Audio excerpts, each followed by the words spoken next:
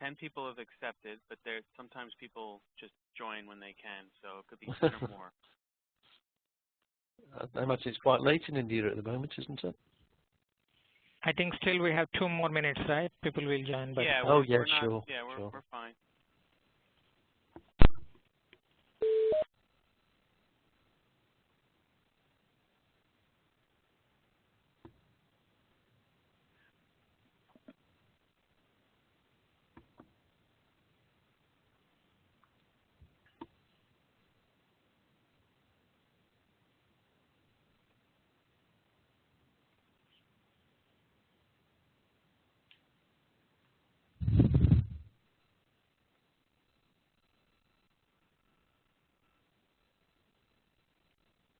Raghu, there's a Webex meeting. I just want to make sure you're aware. I didn't see you on there yet, so everybody who's on should be in the yes, invite. yes, we are connecting that, and currently my screen is showing prepare your meetings. 18%.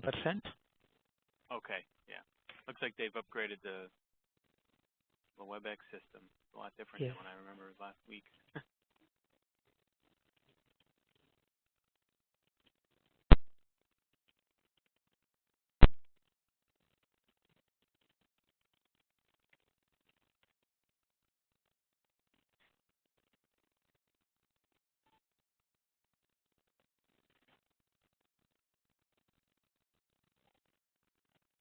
See Arun joining. He'll probably be dialing in soon.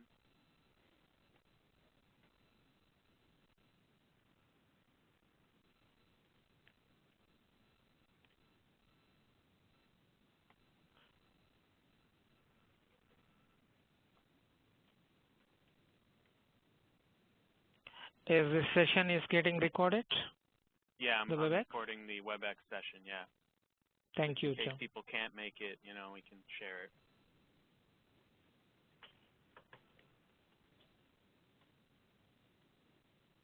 Yeah, what we're going to do is I'll give you a brief overview of what ACTS is about, and then Duncan will do a presentation, a demonstration using UFT, an integration to ALM, and if possible show some Selenium as well. And I think you might have some more slides after that if we have time to run you through DevOps and Agile and the way that is actually worked. And if you've got any questions, of course, then you can raise them as we go through. Does that suit what you were expecting, Raghu? Do you have an agenda item for how about the licensing and how about the dollar amount that includes for this? Okay, well, what we can do, I can send an email outside that to you and Joe, perhaps, or Arun. That would be good. Yep. Things like costs, because otherwise that'll get in the way of the excitement of watching the presentation and demo. Excellent. Okay, so I'm ready to start, Joe. Yeah, you should be able to share your screen now. Okay. So before we start, let me touch base with Doug Corner. Doug, do you have any specific that you are looking to?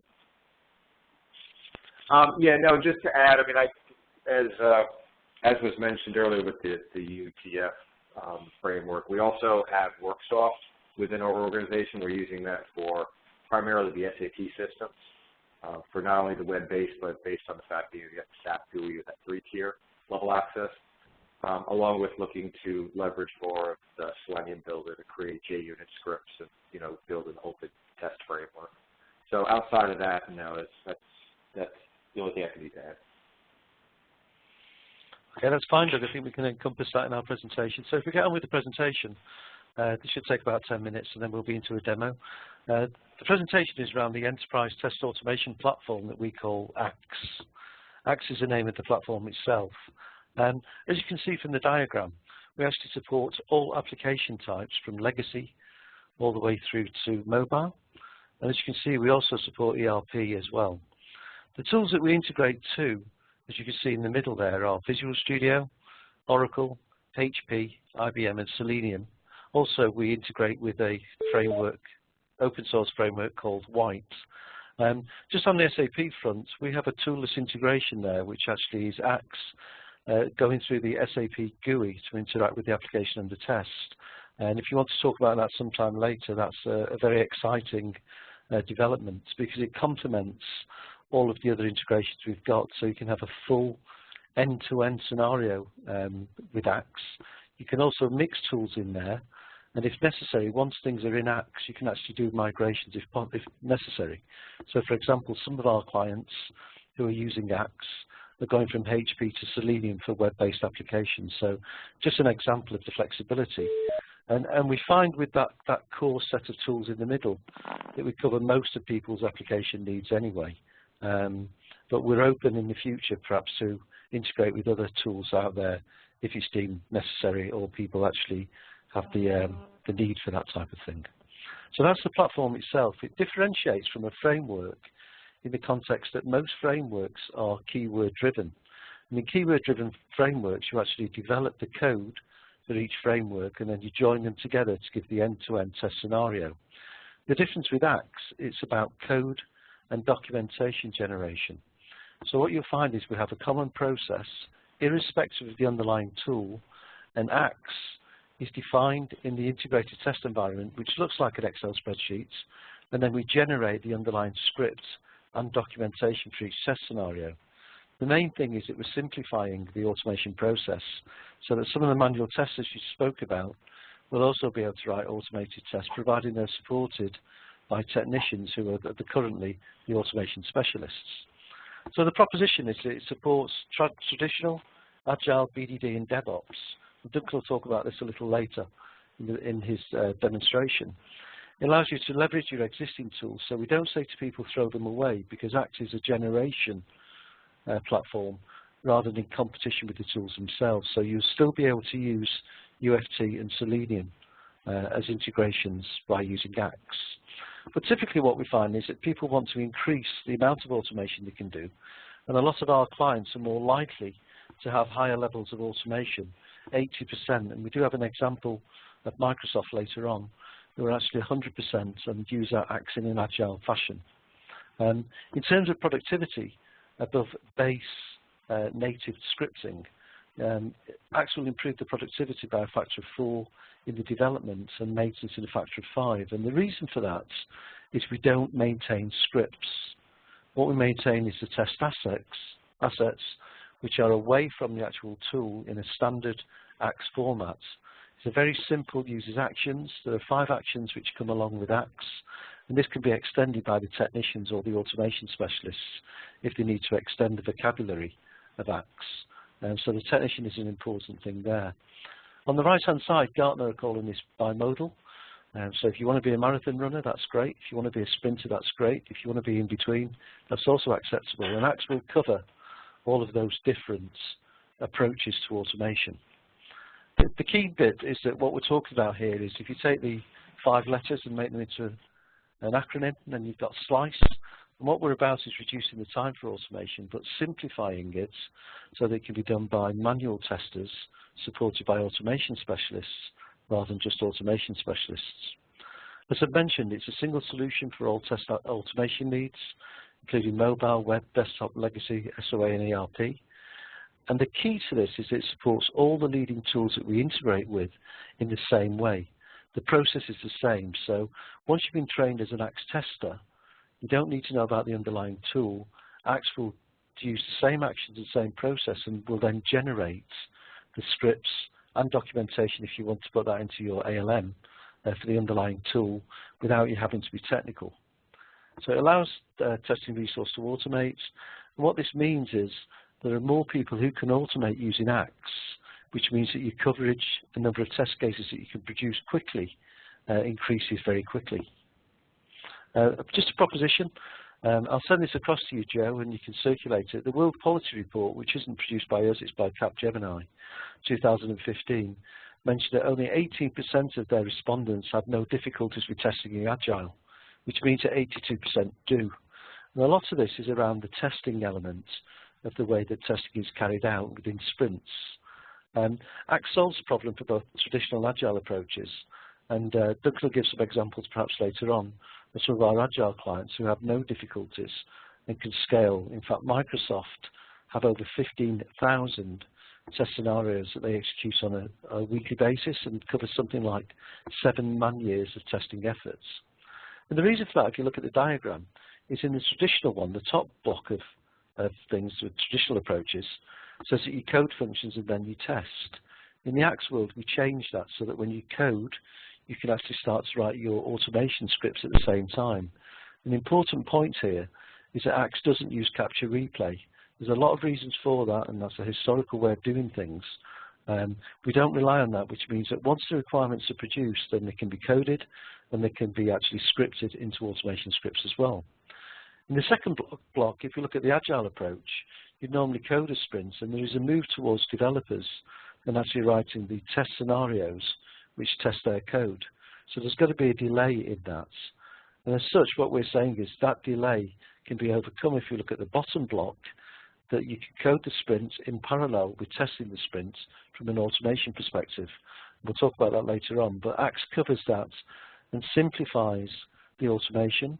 It allows it to be done concurrently with the development and hence reduces the time and involves other people who may be in your team, such as the manual testers.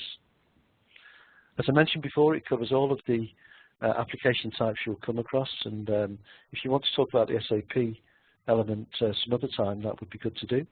And on the right-hand side, I know you're not interested in mobile, but as Verizon, obviously you've got a big market out there that does that. We also have an extension using Selenium and Appium, where we can actually test devices, both physical and simulated, in the cloud using something like Source Labs. But it'll also run on Mac and Linux, so it's a complete solution probably for any client that comes along. So finally, just to revisit what Axe is about before we go into the demonstration, it's about increasing test automation potential. Typically, we find clients don't scale above 20%.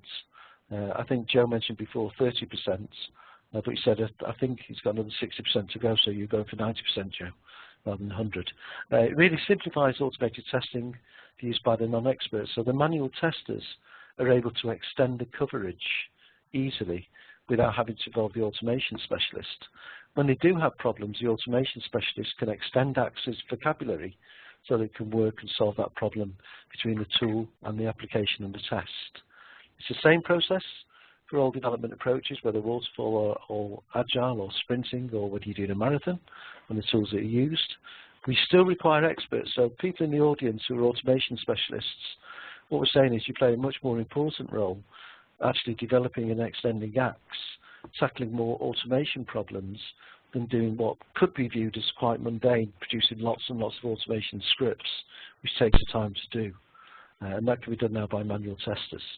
It's got unparalleled productivity and scalability, standardizes that, allows migration, and is a single automation solution for your needs. Just as reference, Microsoft are amongst our clients, Visa, Bank of America, one that we're very proud of, one of our biggest clients, and as Joe may know, we're actually just completing a global deal with Ernst & Young. They've had extensive proof of concepts on this, and so we believe that we've got something that is a very much a global solution for enterprise clients, and I see Verizon as being one of those clients. At this stage, before I hand over to Duncan, are there any questions on what I've just presented?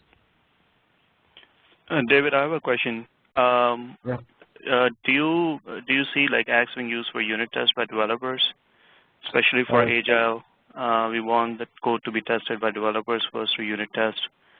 So do you have any practical usages of Axe? I think most people would use JUnit. They wouldn't use Axe to do that. I think Duncan might have a comment to make on that, but generally we found that developers tend to do their own testing using their own tools. Okay. So, any views on that, Duncan? Yeah, hopefully you can hear me okay. I would agree with what David said there, that typically developers would use unit test frameworks like JUnit or NUnit for developing their own tests for the components, features and classes that they've built. Axe is very much focused around functional testing, so testing of UIs, features. It also has some elements there for testing components, but those are primarily used in conjunction with the UI tests as a sort of a full coverage of all the components and interfaces of an application. Okay. And the second question I had was on, you mentioned something about BDD integration. So I'm really interested in that. And maybe this is getting too technical, but do you integrate with tools like SpecFlow or Cucumber JVM? I can cover that in more detail if needed later on, but just as a sort of very high level, Axe has its own Gherkin parser in the same way that Cucumber and SpecFlow do.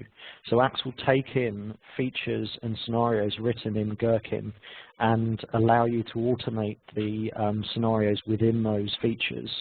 So it sits alongside frameworks like Cucumber and SpecFlow as an alternative, which can be utilized by non-technical testers. Okay. In summary. So I guess it writes the code behind the feature. Correct, yeah. Okay, all right. Hey David, Raghu here. One quick question, like on the screen, like the last but one bullet point, like allows easier migration between tools. Can you please be elaborate on that? Yes, certainly. When we talk about migration between tools, the assets need to be defined in Axe before we can do that migration. So for example, people going from HP across to Selenium, for example, or Selenium if we're in America, basically can do that quite easily, but they would have to amend some things which Duncan will talk about, called the action maps, which is the way the application looks. The way the application in terms of logic, any changes or extensions you put there, and the object map itself, which obviously defines the way the application looks. Once those two things are changed for the tool that you wish to migrate to, then Axe can regenerate those. And a good example is Microsoft, who originally started a long time ago in WinRunner when we supported that. They migrated across to a .NET tool called Whatin, and now they've migrated themselves across to Coded UI, which is Visual Studio's automation piece. So it can be done, but it doesn't happen by magic. We can't take, for example, a UFT script and transform it into a Coded UI script. It would have to be, first of all, defined within the Axe test scenarios to do that. Does that answer your question? Yes, but I thought like if a test script that was developed in using HP Qtp, so can that be migrated to Selenium with Axe? I'm a little confused. Like, so I'm putting the question the other way. If a test script developed using HP Qtp, can that be migrated to Selenium using Axe? Is that what you're saying? It can't directly. It would need to be defined in Axe as test scenarios in order to regenerate it into the new Selenium. So it would have to have been, first of all, defined in Axe, generated for HP, and then taking the assets which are in Axe, which Duncan will show us in the demo, then we can then take that and generate them into Selenium. It's just something that can be done, but it can't go directly from one tool to another. It needs to go through Axe. Initially to be defined in there, but Doug, will explain that in the demonstration, yeah? Yeah, perhaps I can pick that up in the demonstration and just show you how we can use the same basic workflow defined in Axe to generate a script for both UFT and Selenium, and you can see how maybe the migration might take place in that case. Thanks, David. Okay, thank you.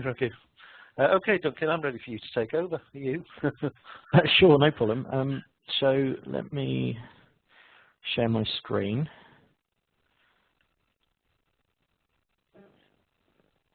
And I may have to make you present. Oh, there you are. Okay, never mind. I thought I had to give you. Okay, fantastic. So what you should be able to see now in front of you is a simple web page, which is the application under test that we're going to use as a demo. Can I just confirm you can see that okay, and we're not in too high a resolution for you? Yeah, no, it looks fine to me. Okay, fantastic. All right, so good afternoon, everyone, or good morning, depending on where you are. My name is Duncan Brigginshaw. I'm Technical Director for Odin Technology. David's asked me to come in and do a demonstration of the Axe platform for you today. What I'd like to do really is just take you through, really from first principles, automating a simple test scenario against a web application.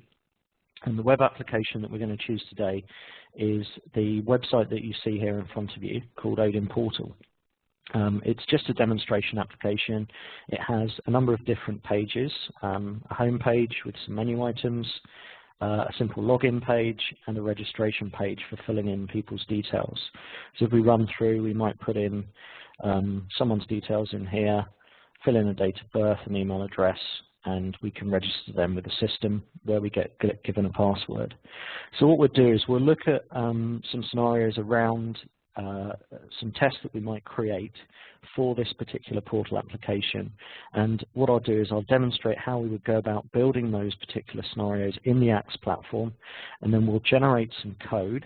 So everything will be done from a tester's perspective in Axe, and then we'll get Axe to generate the UFT scripts that will implement that particular test case.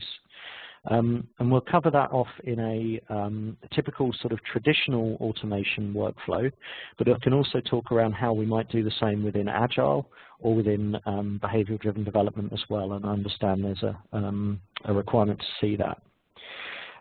We'll execute those tests, and we'll have a look at the results, how they're presented, and we may also, if we've got time, look at implementing those in ALM. So Axe can communicate directly with HP's ALM tool and create assets within the repository in ALM.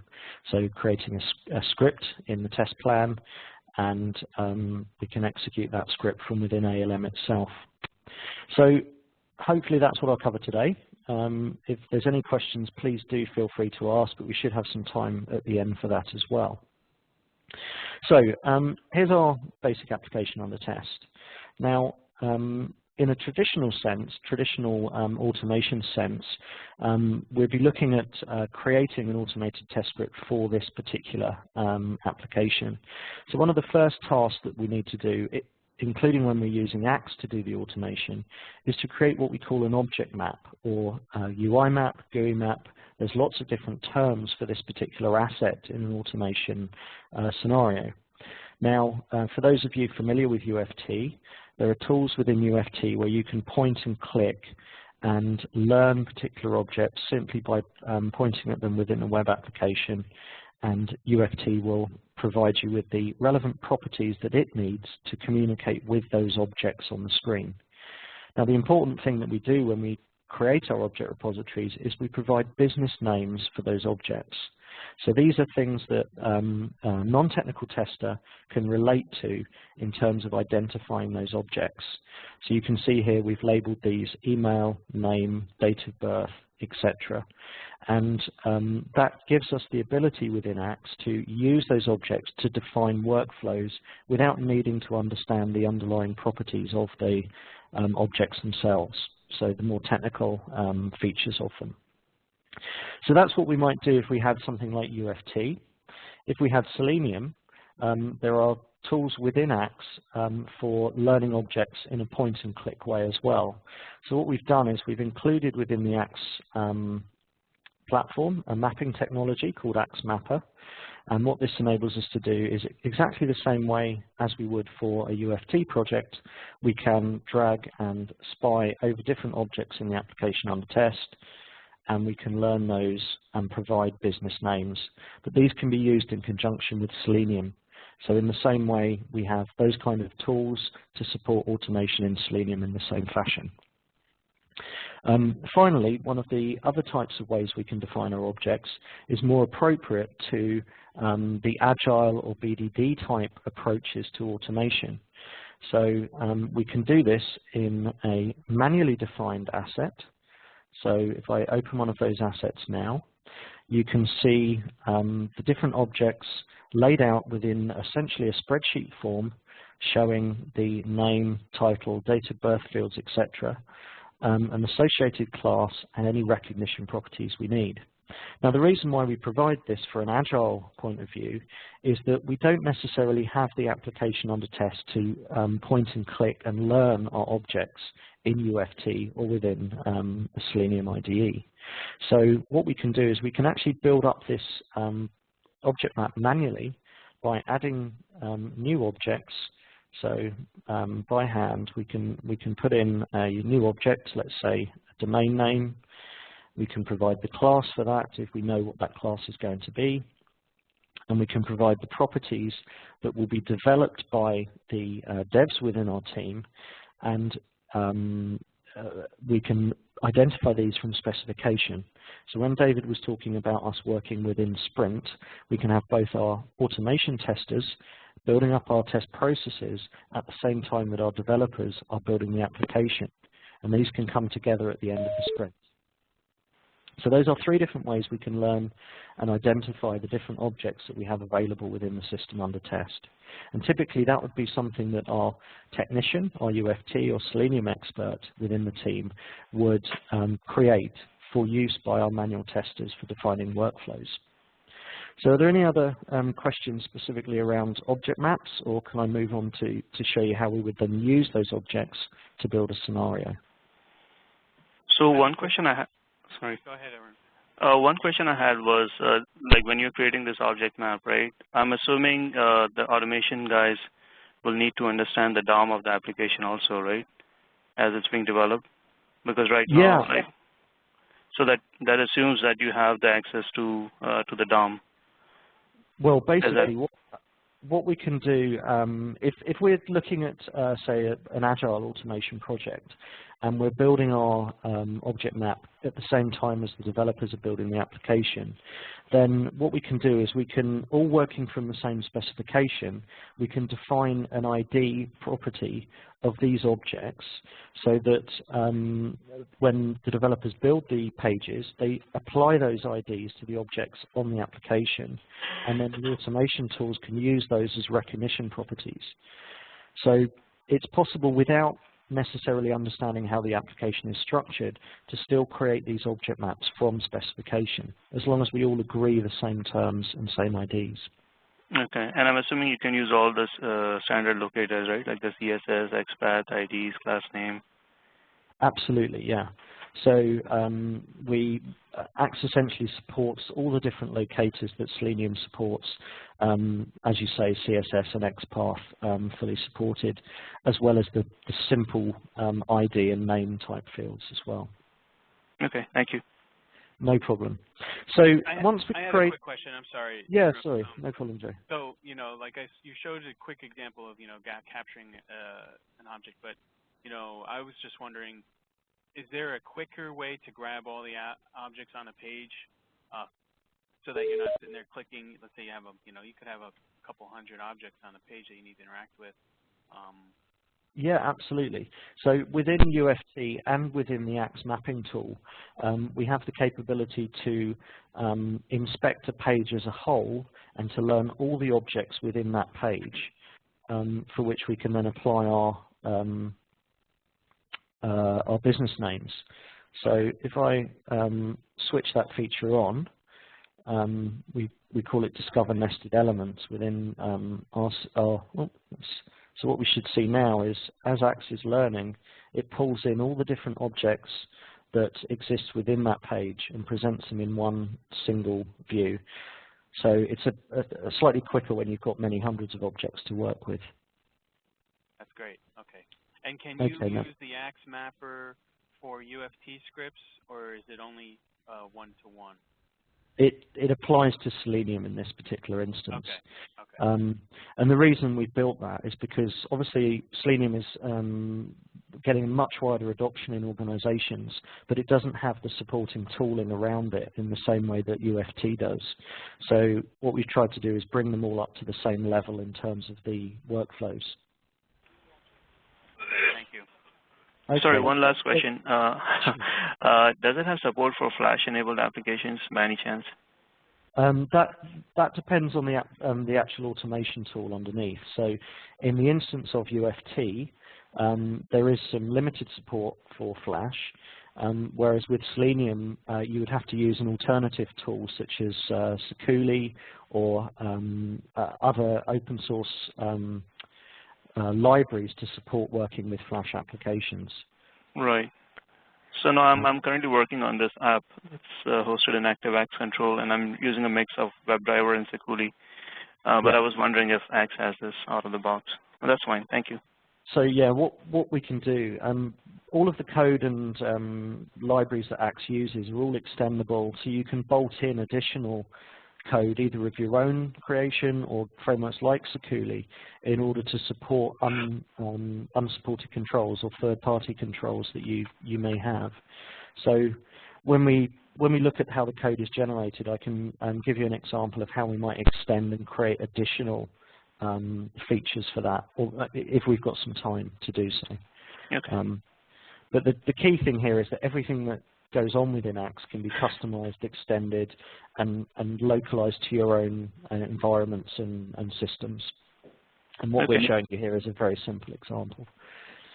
All right, thank you. Okay, so no problem. So from the point of view where we've created our objects, we can then switch over now to effectively being a tester. So this is where our non-technical testers can start to open and work within the Axe framework, and the Axe platform, and the Office-like tools that you see in front of you for creating the workflows.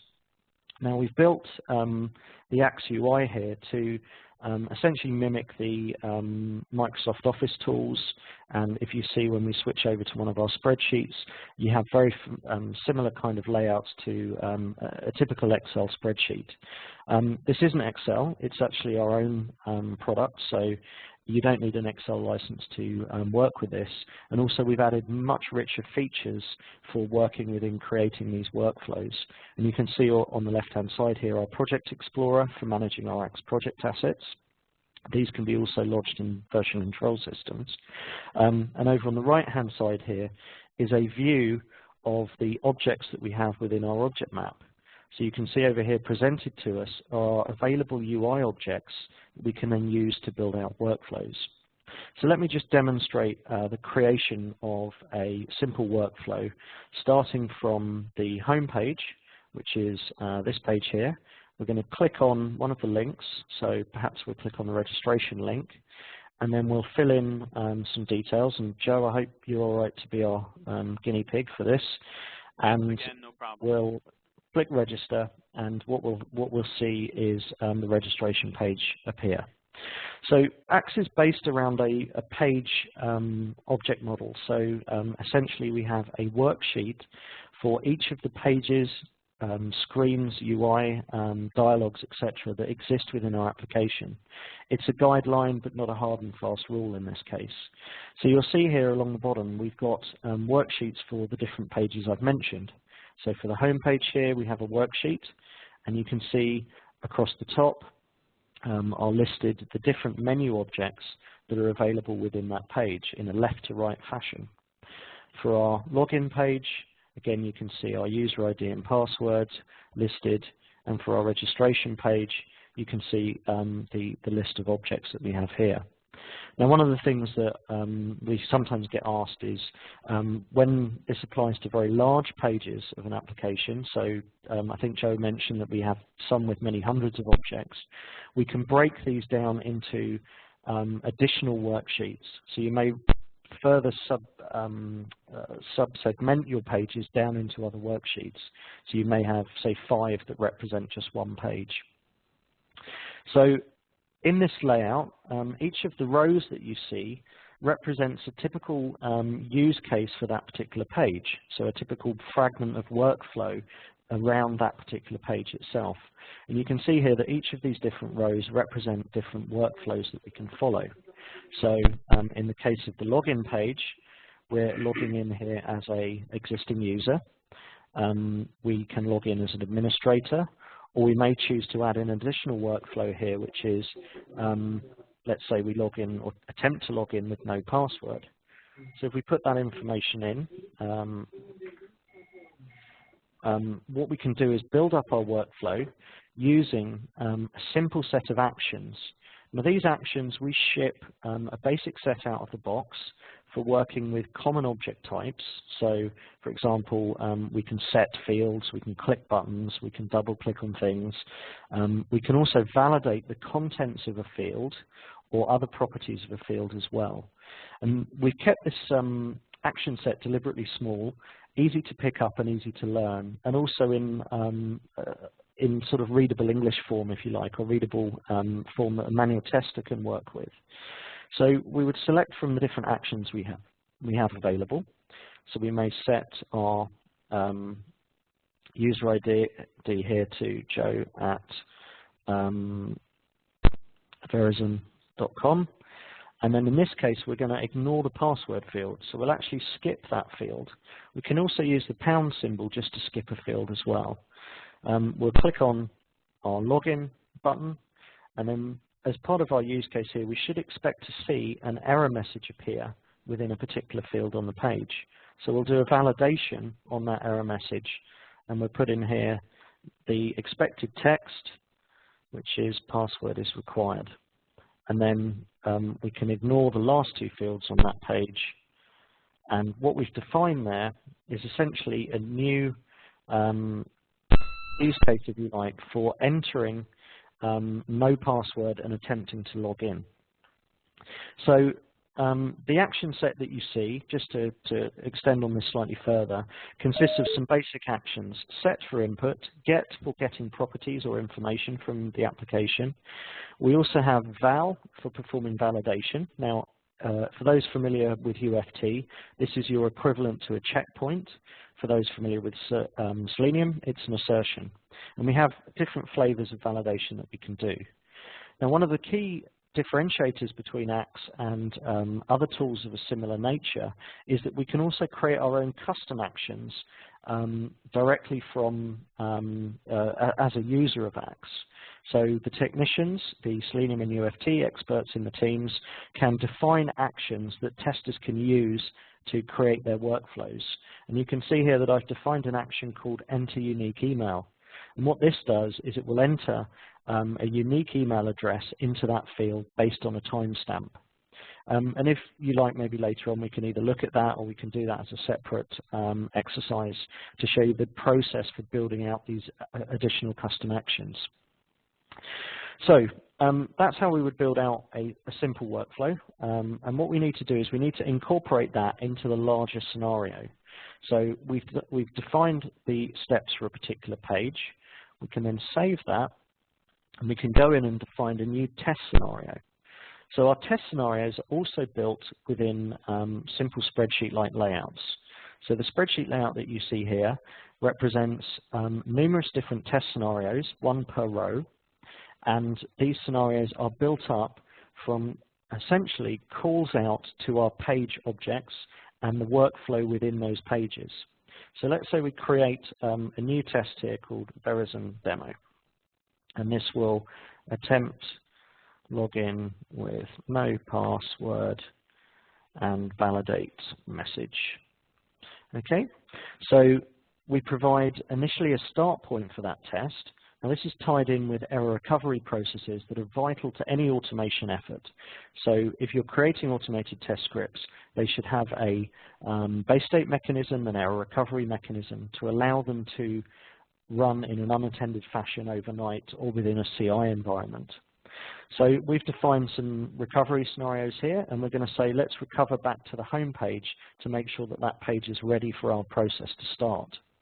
And then we can build up our scenario step by step using the pages we have available and the routes we can take throughout those pages. So you can see here on the home page we can follow any of these different workflows. In this case we're going to select login.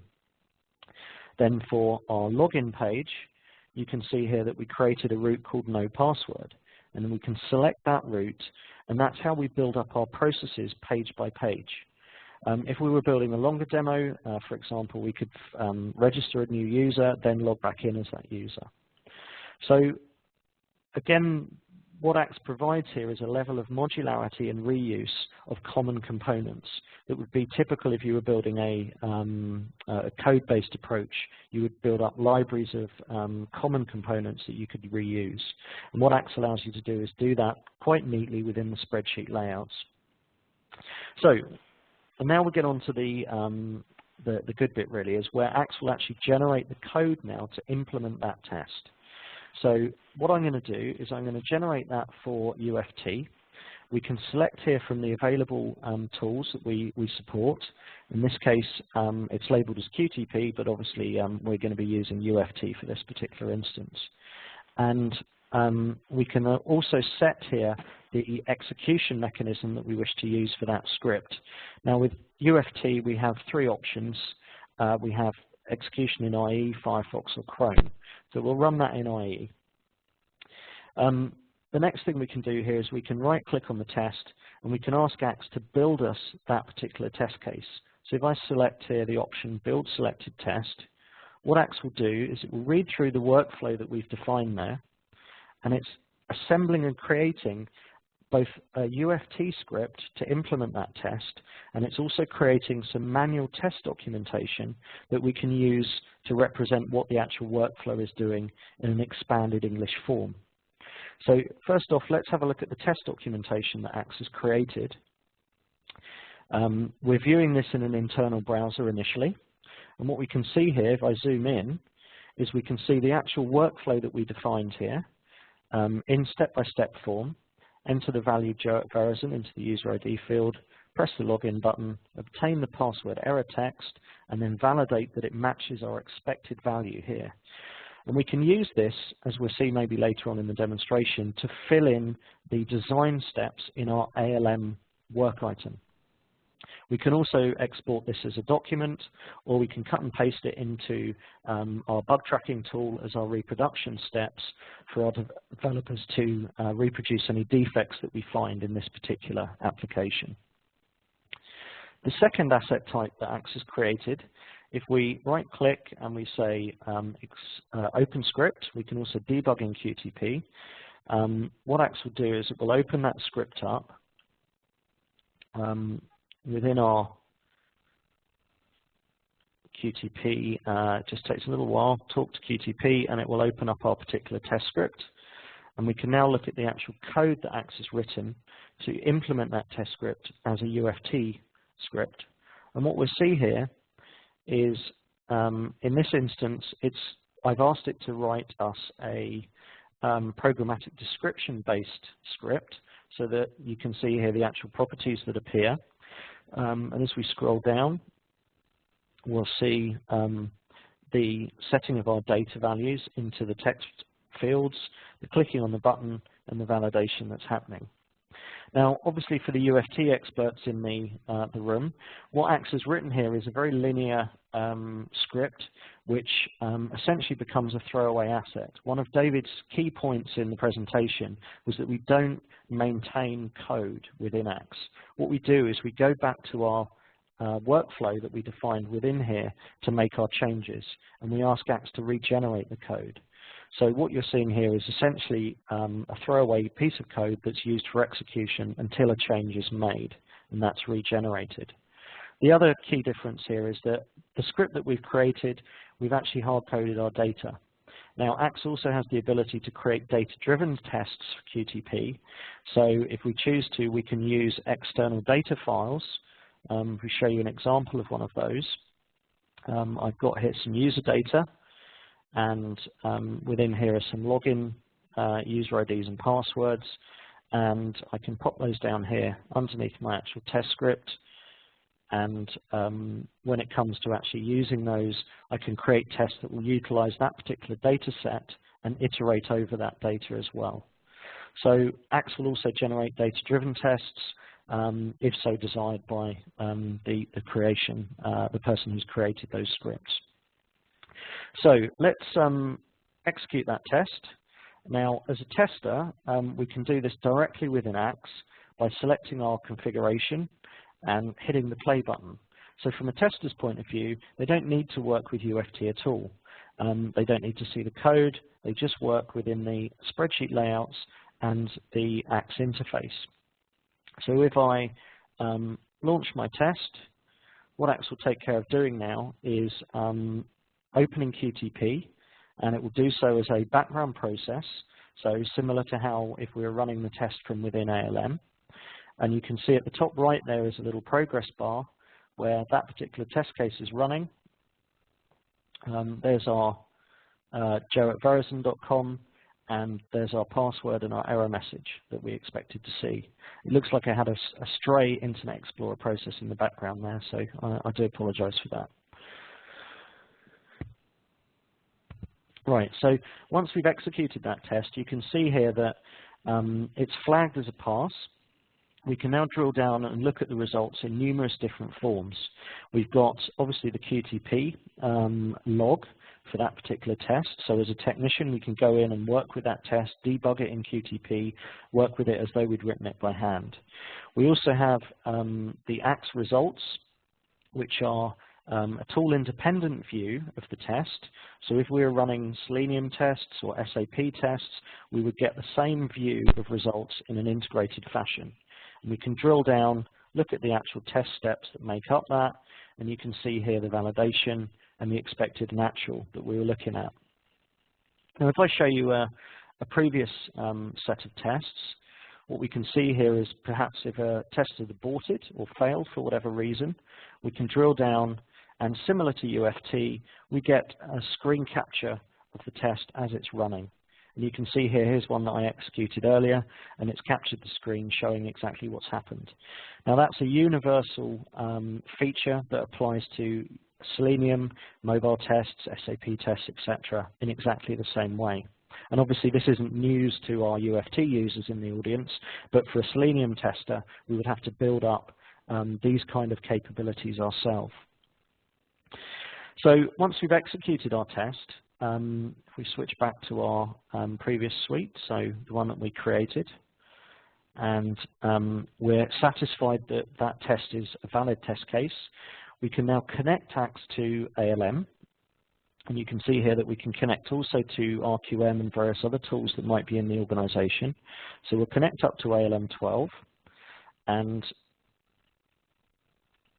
what we'll do, we should see shortly, is I'll open ALM and we can look at how ACTS will generate us the entry within ALM for that particular test case. So we don't have to add this manually ourselves. We can ask ACTS to fill in the detail for that test case for us.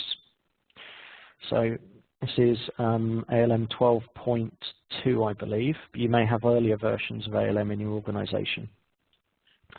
So if we look at our test plan, you can see in here that we've got a number of different test cases already with various different types for SAP, Selenium, etc. And if I go into login and within ACTS, I ask ACTS to import that new test and add my test steps, we hit the import process, and you'll see here that ACTS is now communicating with ALM, and it's updating or adding a new test called Verizon Demo. And what we should see shortly is that comes up as complete. We refresh our test, view, and now we can see in here a fully automated script called Verizon Demo. The design steps have been added for us, including the expected naturals. And if we look here at our test script, you can also see that the QTP script has been added, ready for execution. And we can now run that test from ALM as though it were a normal QTP script. We also have the capability through some additional libraries that we can provide for launching ACTS-generated Selenium, SAP, or other test cases, all from within Quality Center. So you can run them all directly from within your common repository. One last thing that we also create as part of our reporting here, ALM here complaining because I think I closed IE rather than log off, is that we create a report which shows a manual test process showing our expected naturals, so that if you're in an organization which is audited, you can provide all this evidence to your auditor for showing the actual tests that are running, or even for your UAT or business analysts and business team to show exactly what's been performed. So one last little feature that we also create, and conscious of time here, are we on a hard stop at 3 o'clock for everyone? Sorry, at 10 o'clock for your time. Some people may be, but I'm not, so we can continue and I'll record and everything. Okay, sure. So just to rattle through some of the last features, we also create coverage statistics showing UI coverage, action and workflow coverage, which may be useful for organizations to identify areas of their application which haven't been covered by their test pack. As we're moving towards our 80%, we can start to see weaknesses in areas of that test pack using these coverage stats. One of the final things that I wanted also to cover was just the tool independent side of things. So what I'm going to do is generate this as a Selenium C# script, and we're going to execute this on, let's say, we'll execute that on in the cloud on a Linux box. So we can then build that particular test. So I go back to my test spreadsheet, select that particular test case. And what this is now going to do is it's going to generate exactly the same process, but implemented as Selenium code in C#.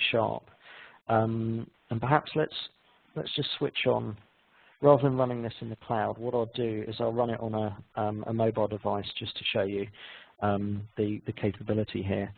So if I say let's run this on an iPhone simulator, I'm going to hit run. What Axe is now doing is it's launching the Selenium script, and what we should see shortly is this will launch against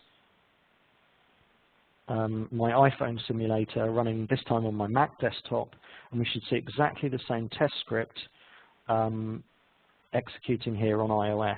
So it's essentially showing the portability of Selenium as well as the flexibility of code generation from a UFT script directly to a mobile device in this particular instance.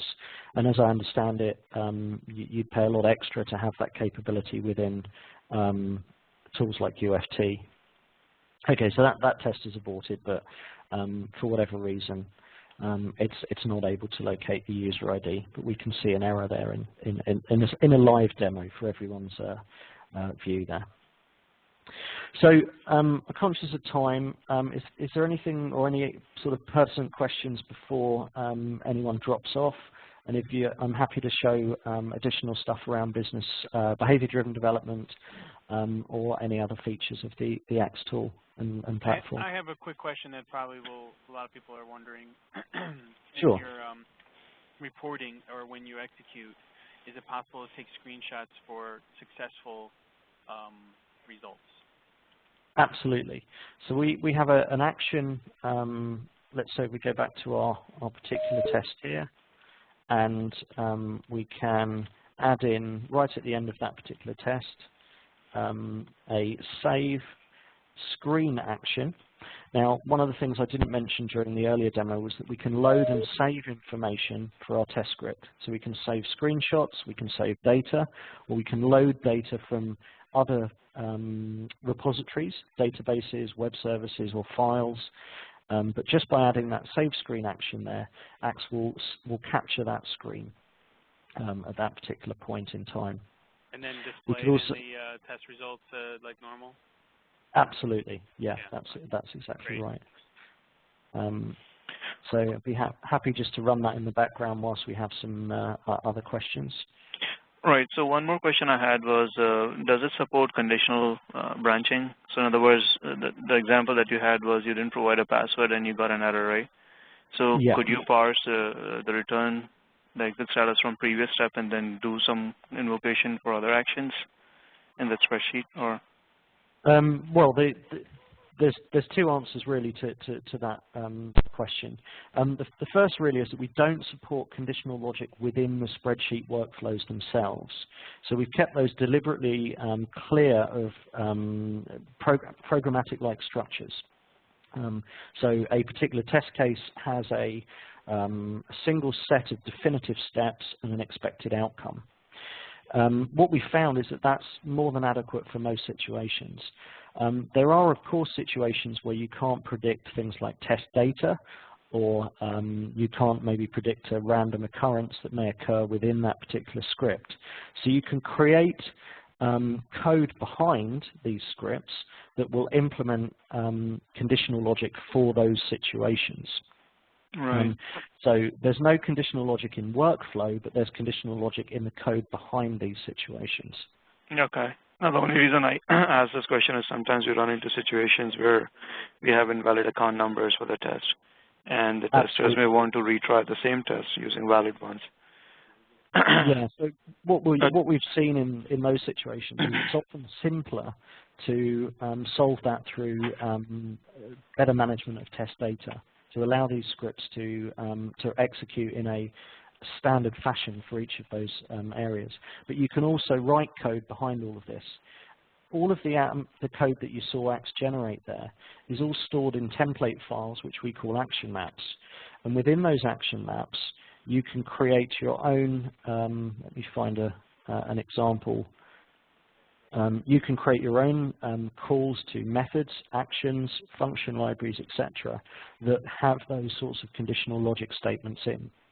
So in the case of an account number, you may wish to go through trying different account numbers until one is recognized as part of your code behind this. But the key thing here is that we keep our testers essentially away from the code, and we allow them to access it by using these action words. So we might create an action word here called select valid account, and we would map that to a piece of code. Now, again, these are only for those sort of exceptional circumstances. Okay. And the second question I had was, I'm assuming like you have this UI that lets you run the test scenario, right? I'm assuming there's a command line interface also that basically takes all the test scenarios as parameters, all the run configurations, so that in CI, right? So in CI world, you could just schedule these from Jenkins or whatever. Absolutely, yeah. So everything that I've done here within this user interface, and that includes the code generation, the actual writing of the code from within Axe, can all be driven by the command line.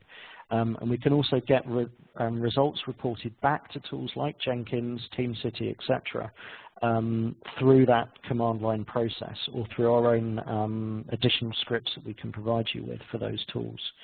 So if I just show you very quickly, we've got a very comprehensive help structure within here as well.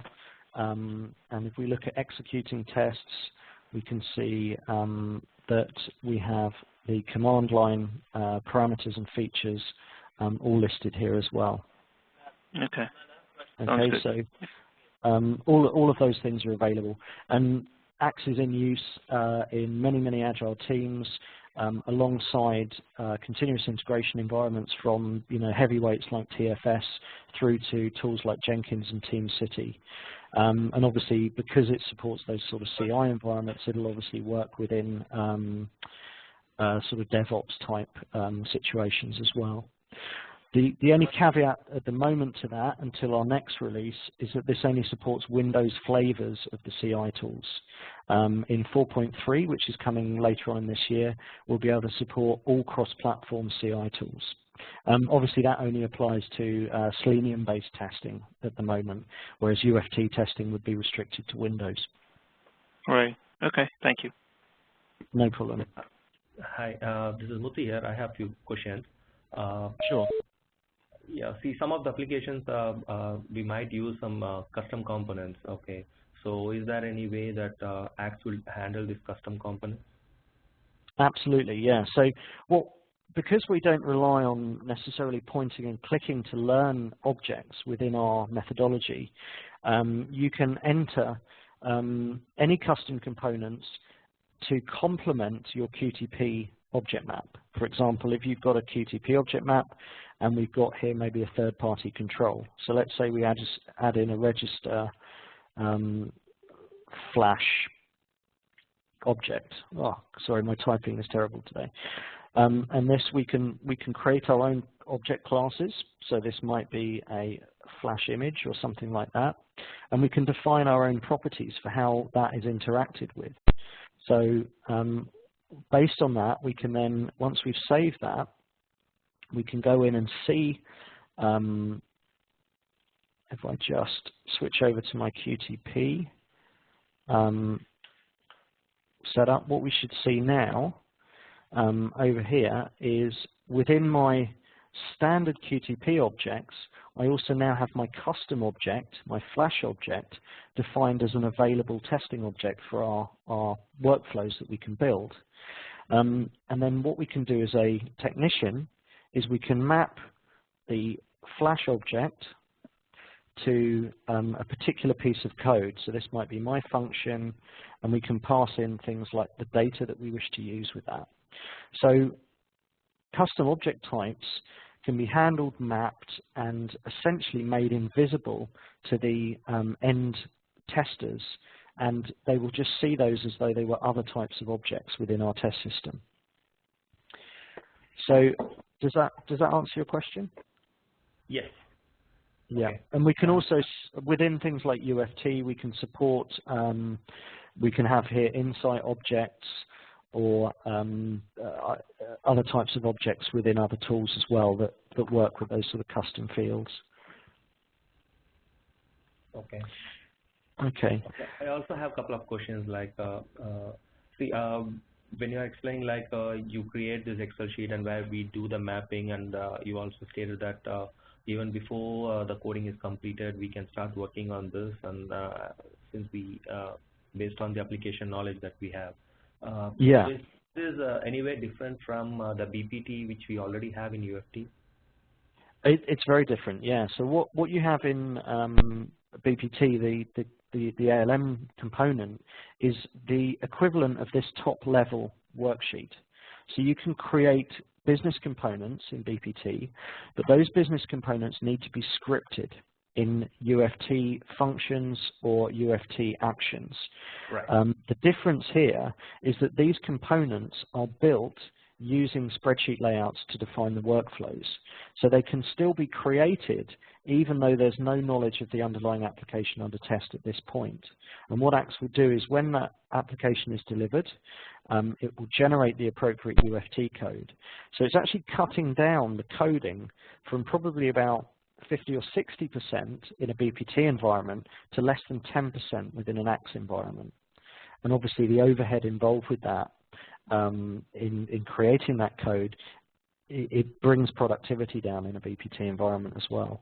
So we're quite pleased with a lot of the figures that we've seen from clients like Bank of America, for example, where Axe, the run rate within Axe is up to 6 times more productive than using BPT or other frameworks, purely because it's generating most of the code. Okay. Okay. Yeah, I have one last question. Sure. Okay. See, now we create this test and then test suite, and you said that we can run it using Axe.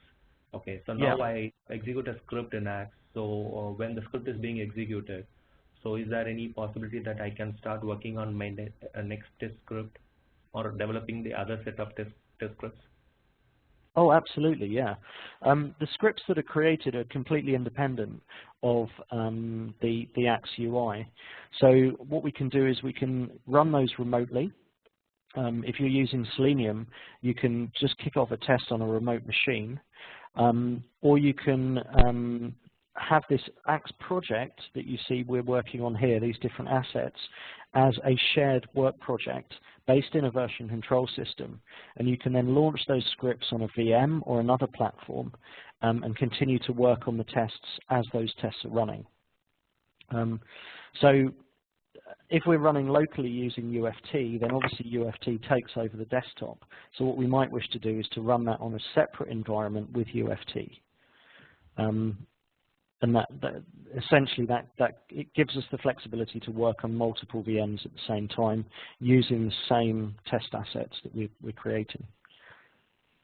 If that makes sense. I'm not sure I answered that quite as well as I could have done. That's okay. Yeah. Thank you. Yeah, no problem. Hi, this is Murali. Hello. Hi. I have one question here. In the register sheet, so we have column register action, title action. So those are the set methods, right? Those are the QTP methods we have to use, or can we customize those methods as well? Oh, the ones that we see here are presented as a list within Axe. So these are appropriate to any of the automation tools. We have a defined set. Let me just very quickly nick over into my help, and we'll have a look at the set that we provide. So these are the actions: set, val, load, save, etc. And we provide these as a standard set, irrespective of the tools that we're using. Now, the ones that we ship, you can extend, and I showed an example earlier of creating a new action here called enter unique email. So let's say we create a Verizon select account or something like that as an action. Yeah.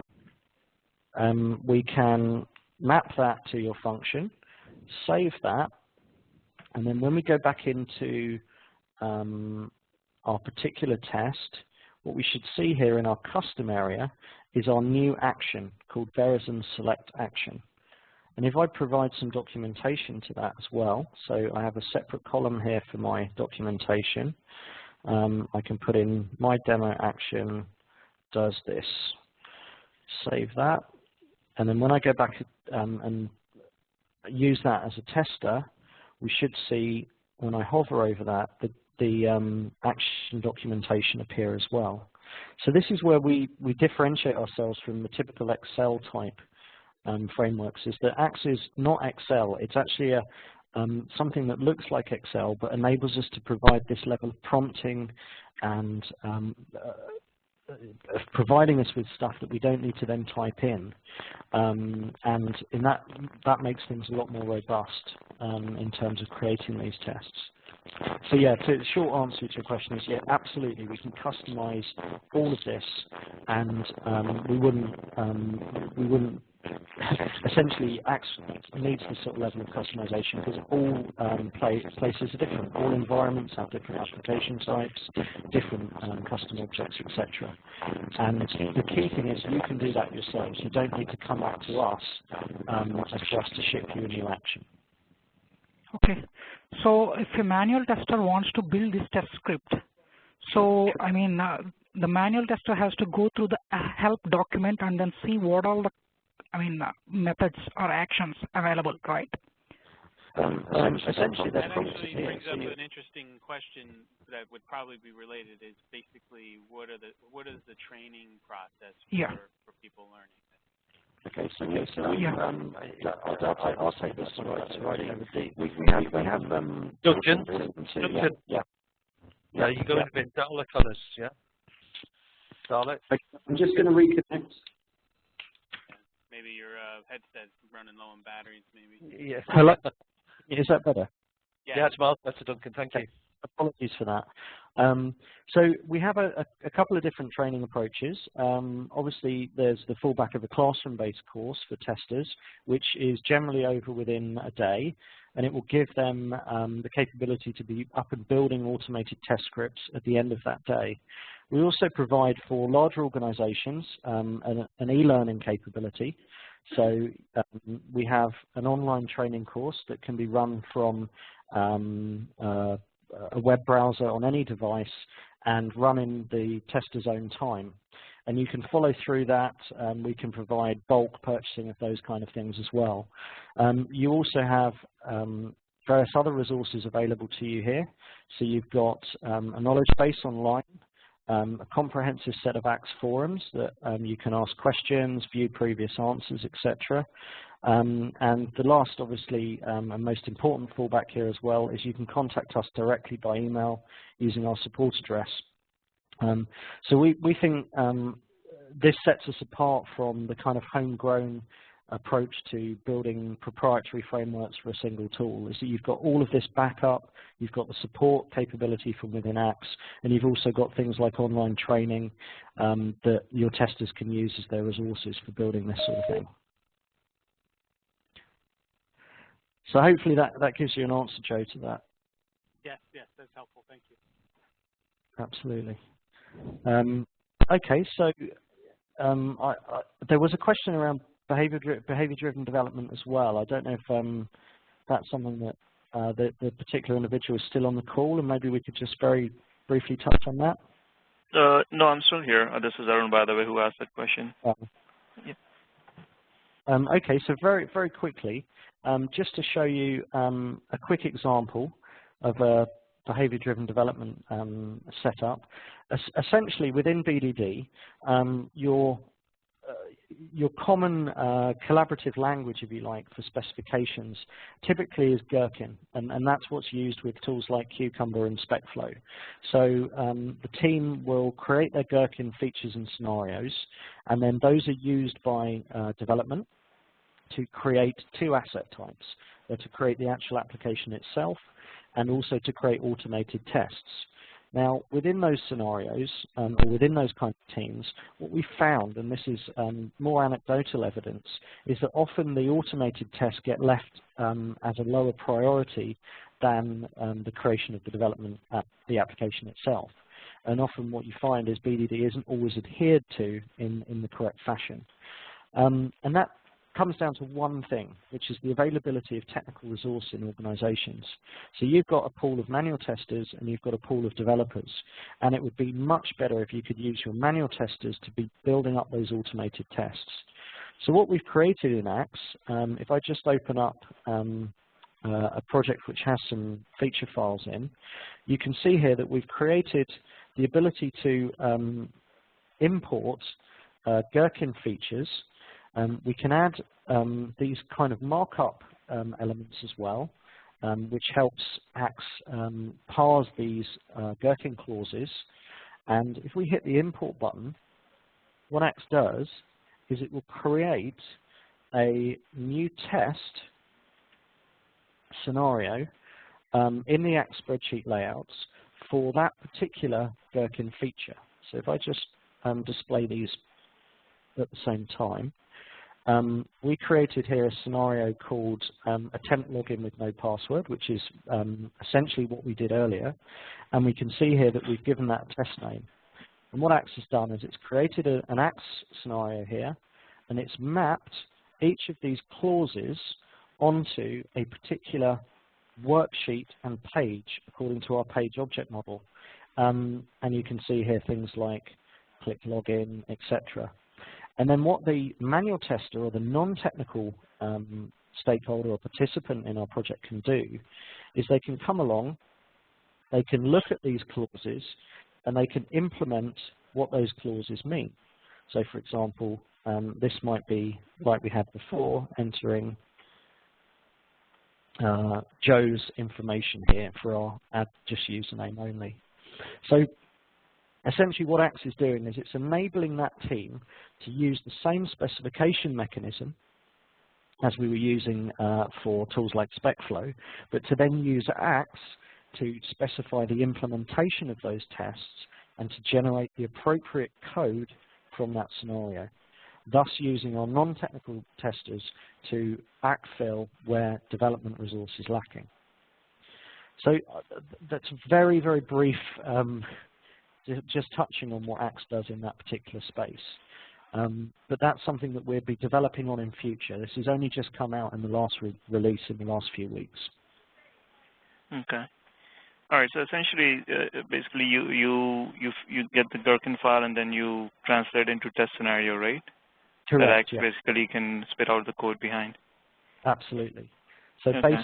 based on that scenario now, I can say build me that code, and what Axe will do is it will generate that particular test scenario for Selenium, and then I can then run that code without having to do any actual coding myself.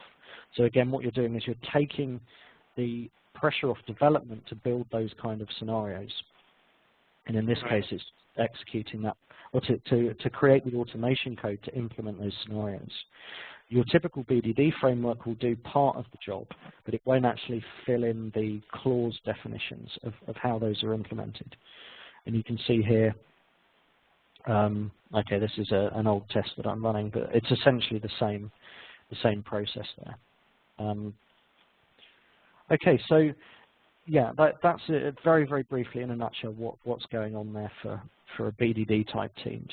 And it's important that what we're doing there is we're changing the perceived skill requirements that BDD is highly technical, when actually it doesn't need to be with appropriate tooling like this.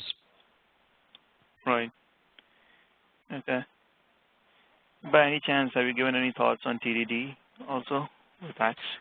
Well, absolutely. From a test-driven development point of view, basically what I showed you earlier, where we created our test without needing the application under test ready, and generated our script, we can run that script and it will fail. So the key premise of TDD is that we have failing tests. Right. So essentially what we can do is we can ask Axe to generate the code. Remember, we've not looked at the application. We don't need capture replay in this. And we can run that test and see it fail. And then eventually, in the TDD methodology, we can get it to the point where those tests are passing. And that's how we use it internally, is we create our test scripts in an agile fashion alongside the functionality that we add to the platform. Okay. So it still follows the philosophy of red-green refactor? Yes, absolutely. Okay. So in this instance, where we'd create our test and see a fail in this particular setup. Excuse me. Okay. All right. Thank you. No problem. So that really, I suppose, brings us on to sort of maybe for David to wrap up, unless there's any other questions. David, are you still there? Yeah, I'm still here. Don't worry, Duncan. You always keep me awake when you do your presentation. I just wonder whether everyone sleeps sometimes after. No one's fallen asleep. Okay. Well, okay. Look, yeah, thanks everyone for your time, and I hope the demo was informative for you and gave you a flavour of what Axe can do for Verizon moving forward. Thanks very much. If there are any extra questions, then just send them along to me, and we'll send you back some answers. So don't worry if there's something that you wake up tonight in a hot sweat or cold sweat and realise you should have asked. Just send it through to us on email. Joe, I will send you details of costs and things like that. Okay. That's okay. Is there anything else that we need to discuss?